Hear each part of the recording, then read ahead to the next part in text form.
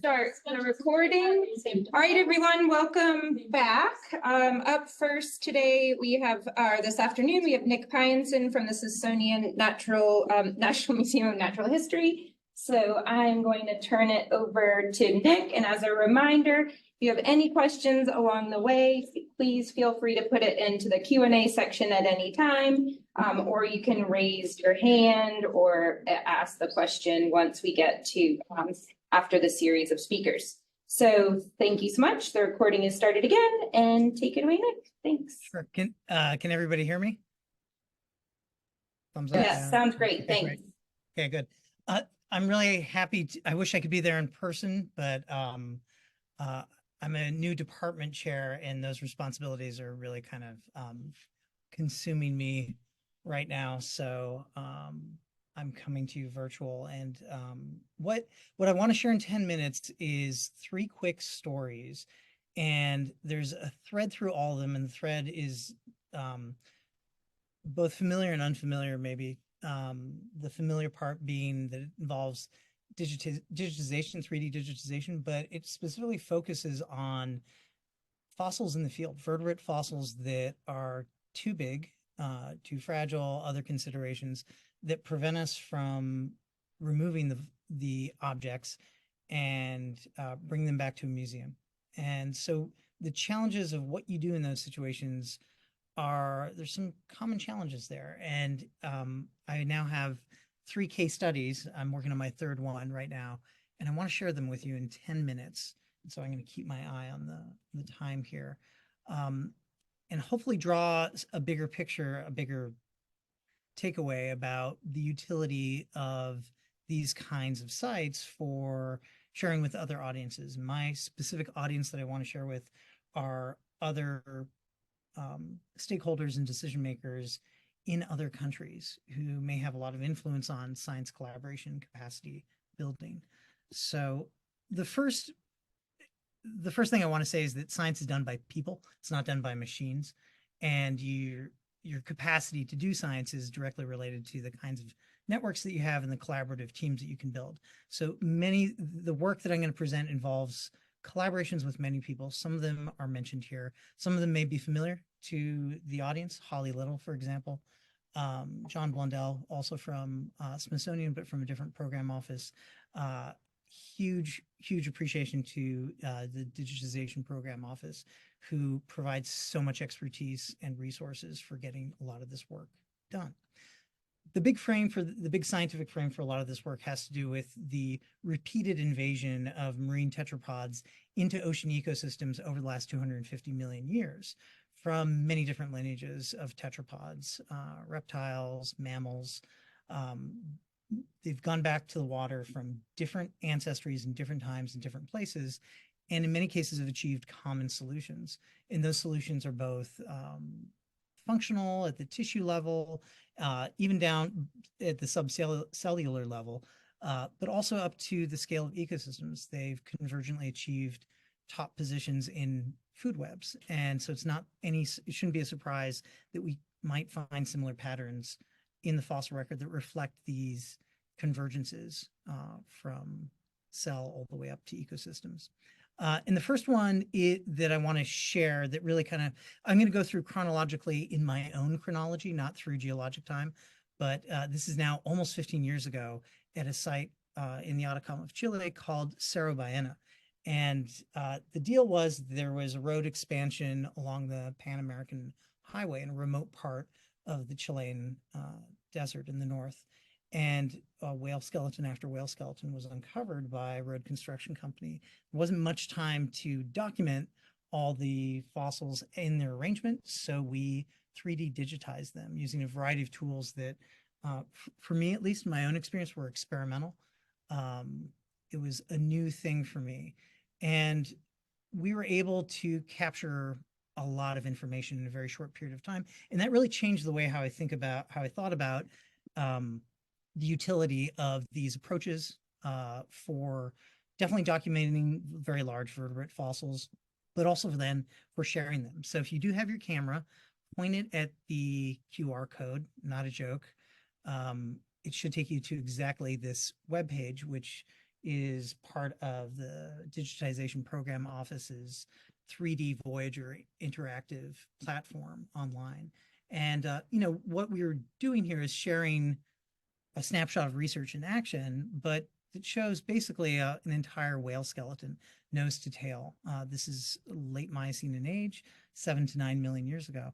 This is one of the 40 odd skeletons. And so it documents the articulation, the taphonomy, it's all right there in a way that we can't access now, actually, because this is still in a plaster jacket among many other dozens in a museum in northern Chile. And so this provides a conduit for research activity that is kind of like an extended specimen. This does have a specimen number, so it does qualify in that kind of rubric, but it was in situ. And so the fossil is no longer in that place, but we have all this digital information, and the durability of it here, almost 15 years later, is remarkable to me. And that says that we kind of did it right using a variety of tools, but I've been interested in applying these tools to other places in other times. And that led me to ichthyosaurs. I've worked with several colleagues who've kind of opened my eyes to the entire world of the Mesozoic and what a parallel it can be to what I know from the Cenozoic, from the marine mammals in the Cenozoic. There were a lot of lineages in the Mesozoic that were doing the marine mammal thing then that marine mammals are doing now here in the Anthropocene. And what's interesting is some of the patterns are the same, some are different. Ichthyosaurs, for example, seem to have achieved very large body sizes very rapidly. And at the time that Lena Delsa and I wrote this commentary for Science, it seemed like the major pattern was that whales take a long time to get very large. But then last year, this giant whale from the Eocene of Peru was discovered, Parasitus, which seems now to be about sperm whale sized. Whales achieved that gigantic body size in about 10 million years. It's still ichthyosaurs beat them by a magnitude back in the early Triassic. So there's, again, looking at these patterns of convergences, it's not exactly the same, even for groups that we largely think of having achieved broad similarities. And this is where the ecosystem level convergence is really interesting. There's a site in Nevada that preserves several large ichthyosaur skeletons from the late Triassic. These are ichthyosaurs that belong to the genus Shonisaurus. And this is specifically at Berlin Ichthyosaur State Park. So it's a shelter over a quarry that was exposed almost half a century ago, a little more than half a century ago. And many of the beautiful bones that have now been oxidized to the air. So it's actually really hard to tell bone from rock. And it was still spread out over such an area that we thought this was an appropriate use case for 3D digitization. You can see John Blundell on the right side of this figure, of this pano. Holly Little's off to the left. And the result on the next slide, this is from the eventual figure on the paper describing what we think is going on at Berlin Ichthyosaur, which is a lot of whale-sized ichthyosaurs are all preserved closely together. And the modalities that we see of body sizes are all extremely large animals, and then some neonatal fragments that were found interspersed. There's actually several bone-bearing horizons at the site throughout the canyon in the rock formation of the West Union Canyon in the Luning Formation. And we don't think it's related to any kind of environmental catastrophe, but instead it represents a pattern that we've seen in marine tetrapods going on for at least, here we think, setting the antiquity at 230 million years of feeding in one area and giving birth in another. So we basically thought that Berlin Ichthyosaur were making the argument that it was a nursery of some kind.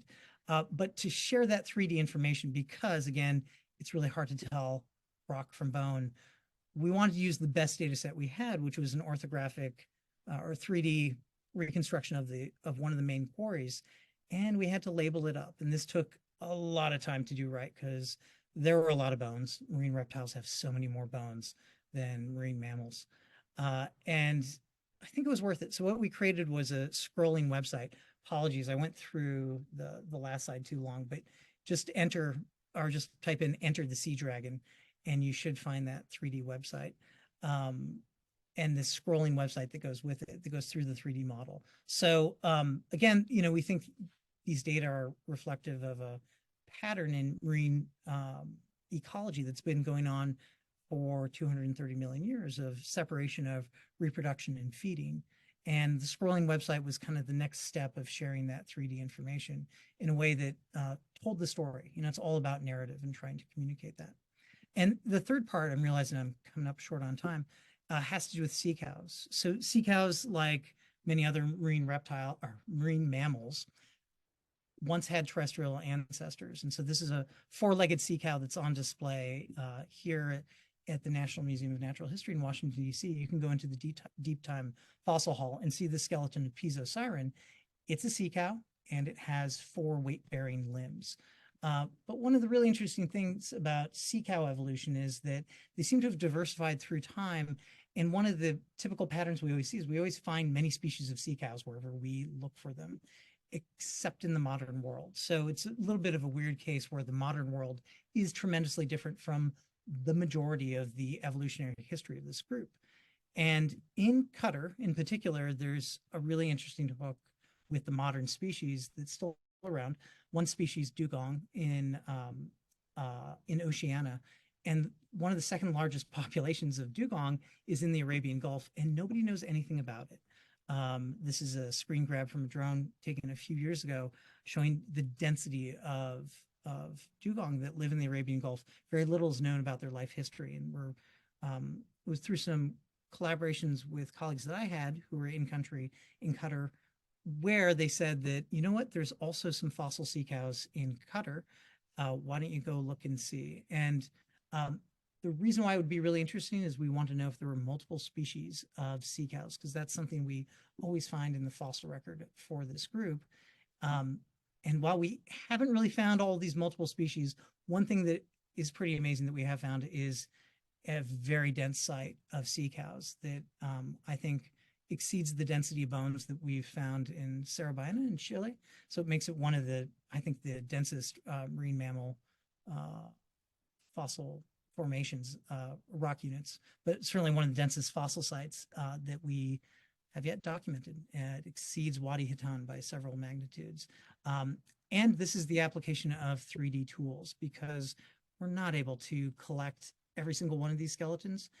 We documented over 140 localities in about 1 square kilometer.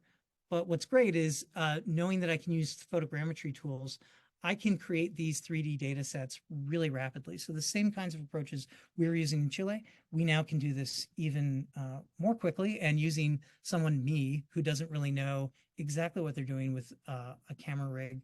I can learn fast enough and I can pull out a data set that's pretty good. These are orthographic images. So it is a 3D model, but you're just looking top down, and there's no parallax here. And the detail is really striking. So this is important because a lot of these skeletons cannot be collected. They have to remain in place. And we're able to document so much, not just about their current condition and preservation, but also we can know more about their taphonomy and know how they came to be. So obviously this kind of in situ using digitization in the field allows you to split up, parcel out the kinds of work that you do, capturing information in one place and then taking it back to the lab. But of course, there's a lot of questions about how we preserve, with the information that we preserve here, how we archive it, how we make it conform to data standards that are widely available, and of course, sharing them. That access and benefits sharing is really important. And in Qatar, we were able to elevate that because there's such an emerging interest in data sharing.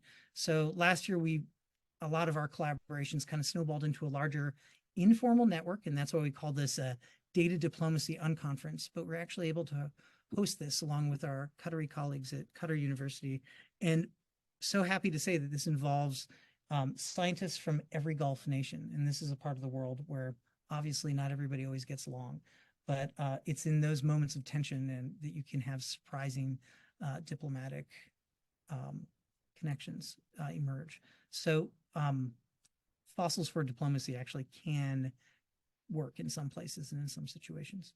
And why that matters, because some countries like Qatar actually have a large role to play in keeping the carbon that we need in the ground to stay in the ground if we want to meet our 2030, 2040, 2050 targets. So by trying to create better bridges for data diplomacy and data sharing, I hope that we can have a role to play in this kind of in a positive outcome. So that is it. I realize I'm out of time, I think. Is that right, Jill? Looking for you to nod. Okay. Yeah, thank you. Yep. Thank you all. Wish